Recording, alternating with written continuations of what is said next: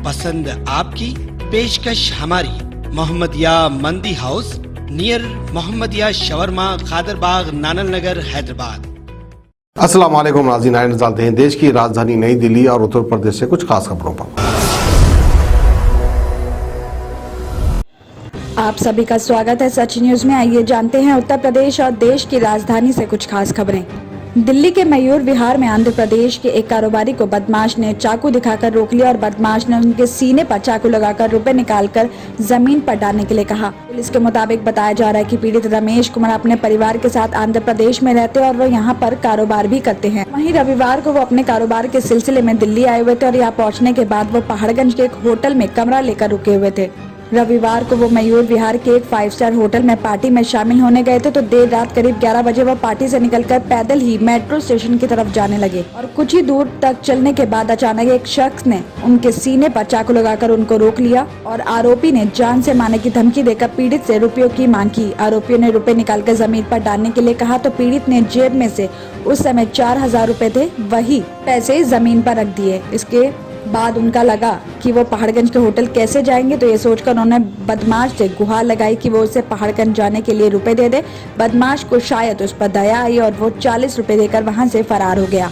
पीड़ित ने बदमाश के जाने के बाद मामले की खबर पुलिस को दी और छानबीन के बाद पुलिस ने मामला दर्ज करके आरोपी की तलाश शुरू कर दी है। पुलिस आसपास के लगे सीसीटीवी कैमरों की मदद से भी मामले की जाँच कर रही है।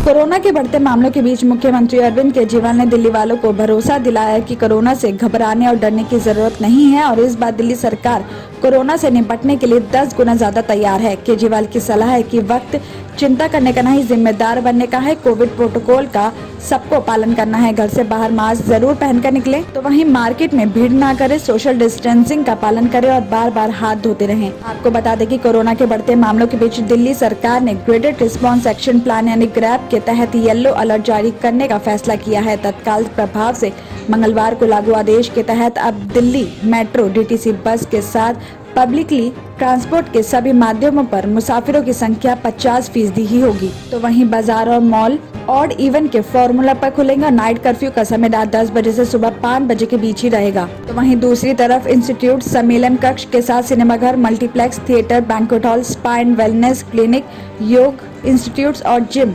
अगले आदेश तक बंद रहेंगे और दिल्ली आपदा प्रबंधन प्राधिकरण ने इससे जुड़ा आदेश भी जारी कर दिया है। इसी के साथ आपको ये भी बता दें कि कोरोना की तीसरी लहर की आशंका को देखते हुए डीडीएमए ने बीते अगस्त में कोविड के लिए ग्रैप को मंजूरी दी थी और इससे कोरोना बढ़ने पर बंदिशें लगाने का फैसला संक्रमण दर, सक्रिय और हॉस्पिटल में एडमिट पेशेंट्स की संख्या को देखते हुए लेना है। मामले तय संख्या से ज्यादा होने पर ग्रैप लागू किया जाएगा। और इसी संदर्भ में मंगलवार को मुख्यमंत्री अरविंद केजरीवाल की अध्यक्षता में उच्च स्तरीय मीटिंग में कोरोना के बढ़ते मामलों की समीक्षा की गई और इसमें संबंधित अधिकारियों ने बताया कि रविवार से दिल्ली में संक्रमण दर 0.50% से ऊपर बनी हुई है। ऐसी सूरत में ग्रैप के पहले चरण के तौर पर येलो अलर्ट जारी कर दिया गया।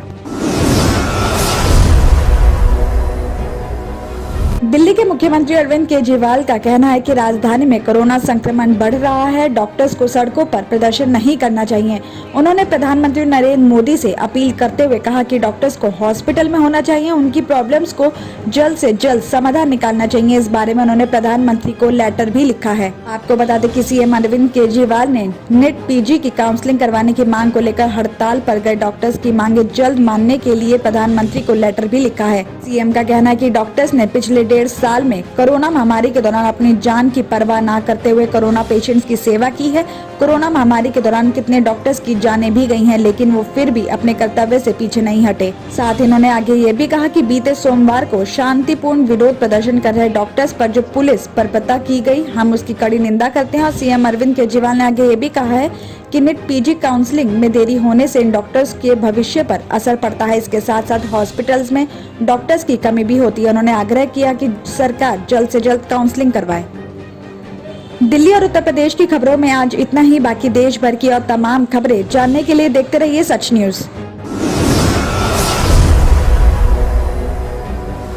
Dr. Farhana's Polyclinic Diagnostic Maternity and Scanning Center by Dr. Farhana Al Jabri कई किस्म के मुख्तलिफ स्कैन्स रीजनेबल और अफोर्डेबल रेट्स में पुराने शहर की खवातीन को सहूलत पहुँचाने के खुसूसी मकसद से ये स्कैनिंग सेंटर खोला गया है। कई मुख्तलिफ मर्ज व अमराज का इलाज डॉक्टर फरहाना पॉलीक्लिनिक पर किया जाता है। डॉक्टर फरहाना अल जाबरी और दूसरे एक्सपर्ट्स की निगरानी में खुसूसी लेडीज़ और बच्चों का इलाज किया जाता है। एड्रेस याकुतपुरा, बड़ा बाजार, जफर रोड, हैदराबाद। स्क्रीन पर दिए गए नंबर्स